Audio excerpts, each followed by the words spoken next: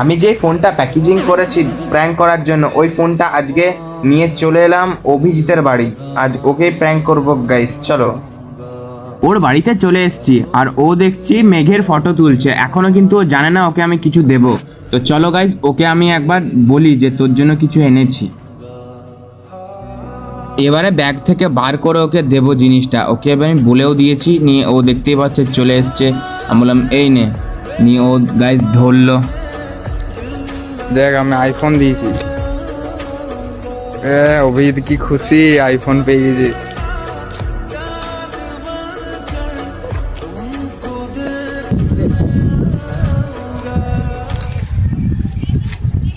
একটু আইফোনটা তোর,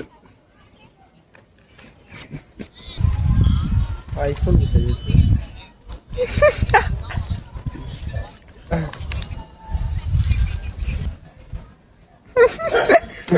নেক্সট পার্টের জন্য আমাকে ফলো করে দাও, যাতে আমি সত্যি সত্যি ওকে একদিন আইফোন দিতে পারি।